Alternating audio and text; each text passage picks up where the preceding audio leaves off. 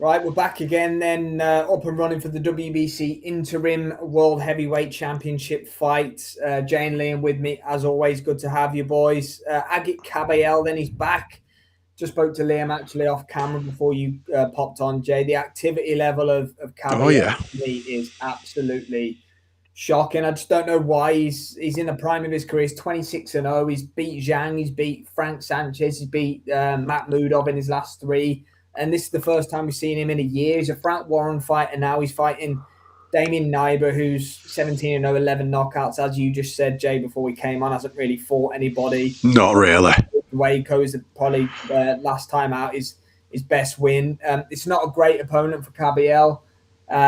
Look, I don't know what's in store for him this year, but, you know, I heard Fury, Dubois, you know, Ward, all of these guys, and even Usyk as well. You know, Agit Kabayel needs to put pressure on Spencer Brown, who's his manager, Frank Warren, who's his promoter, the two best connected people in boxing probably right now with Turkey and everything going on with that. He needs a big year. And I'm not saying we're not looking past, look, we'll give our thoughts on the fight. We're probably all going to go in the same direction, but Kabayel needs to get something going this year, guys, doesn't he? Go on, yeah, Liam. it does, absolutely. I mean, I said it off camera as well. This is kind of the best. Well, I say the best. This is kind of the level of opponent you'd expect with an unbeaten record to give him a knockover, whilst at the same time still allowing him to defend his. Look, let's call him WBC #1 rather than interim champions. It's a strange one. Look, he was the biggest benefactor, wasn't he, in the heavyweight division of Riyadh season? You mentioned massively. Makhmudov, Sanchez, Zhang.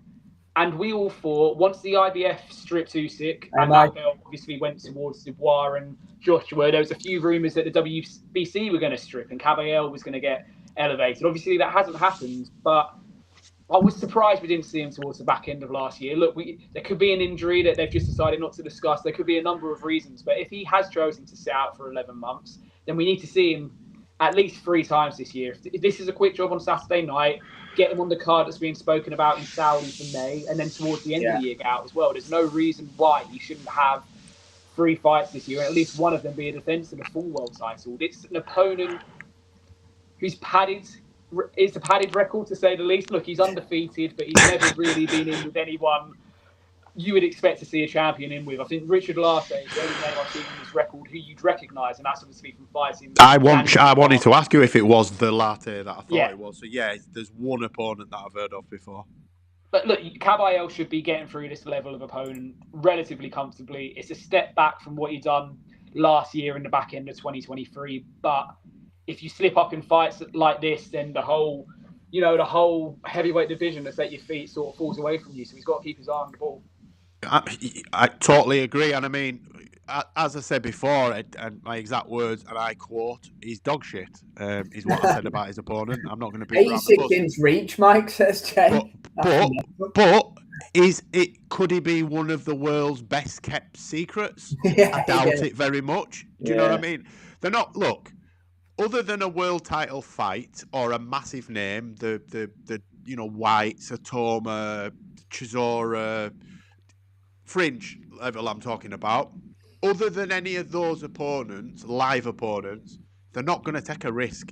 It's a homecoming show on a fairly big sold out instantly, apparently, as well. Let's be honest, I've heard more about Agit Kabayel fighting Saturday night than the British guy that's fighting for a world title on Saturday night. Yeah. And the promoters are both under the same network. And one of them's not on that network. Go figure.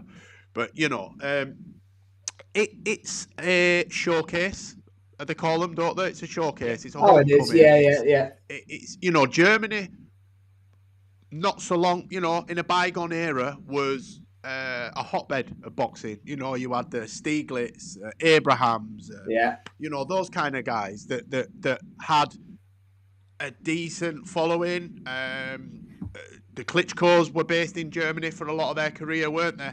Yeah, Felix Sturm, Triple G did a little bit there. I think Triple G boxed over here as well, back before he got his name. But what I'm getting at is, I think they're looking at trying to build something around Kabayel so that we can do title defences, maybe. Because Germany's got some wonderful venues, but you know, I would have liked to have seen him in with a better opponent for me. I think this is a couple of round blowout. I think he'll beat him up, just batter him and get him out of there. I can't see this going past 4 rounds. Yeah. I'd agree with you, mate. I'm sorry, Sam. I think the other end of the stick as well. We talk about like Kabayel not wanting to take a risk other than someone with a belt or someone with higher pedigree. If you're in the top 5, top 10 of the division, you're going, well, is this for the full world title or not? Because I'm not taking the fight without it. Kabayel behind Usyk, for me, is the most dangerous and best. I think that's why you don't get it mentioned, really. Yeah, exactly. It's exactly why, Jay. Exactly that. So, you know, as much as Kabayel's not taking the risk, no one's going in with him either, unless it's for the full world title. You're not going to go and have life or death with a very good fighter if it's just for an interim strap, are you? No, and to be fair, he's not that this matters, but I didn't rate him that highly until I saw him climb up off the canvas again and do what he did to win that fight after getting badly and you know, outgunned and outmuscled and for a lot of that fight, and he got badly hurt and you know, looked very vulnerable at spots in that fight. But I think just going back to what we were saying about Dalton Smith, he's not had that at that level.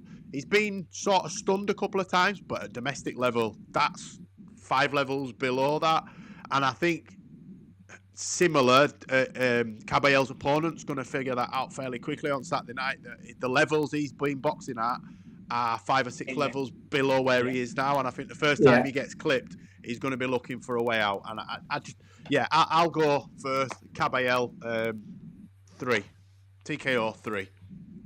Yeah, look, he's still only 33. Kabayel is in his prime. I'm going a little bit late. I've gone for the mid rounds, but the more I think about it, Jay, probably think you are more right than me. But I've already said around right, man. Fucking hell. 6 rounds. The only reason I said 6 is because Sanchez was 7 and Zhang was 6. So I was like, but then again, Sanchez and Zhang are much better probably than Damian Knyba. But I'll go with 6.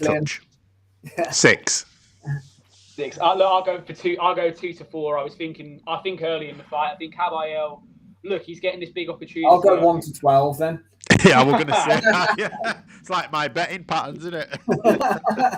he's getting a big opportunity, isn't he, at home? And he's not going to want to coast to a 12-round decision or take this further than he needs to, especially with Frank behind him, Spencer behind him. We could get another German stadium fight in the summer, couldn't we, in the heavyweight division for the first time in a while. So Kabayel rounds 2 to 4 for me. Yeah, they love their boxing. They just haven't got anybody to get behind. They just haven't had anybody to get behind. But what was the super middleweight kid that was meant to be good? That's it. He fought Zach Parker recently, actually. Yeah. He's not that good, is he? Rocky Fielding beating in Germany. And Kabayel. Yeah. Rocky Fielding, God, he's trying to misfit fight at the minute, isn't he? Lives in Dubai, I think, doesn't he? Yeah, he's fighting Till, isn't he?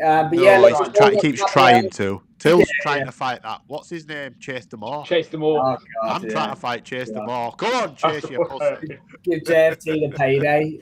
Right, lads, been a pleasure as always. We've got Kabayel running through. Damian Knyba will probably be there for the watch along on Saturday night. Håkan, Mike Ross, enjoy your evening, guys. Jay and Liam, pleasure as always, guys. Thank you, man.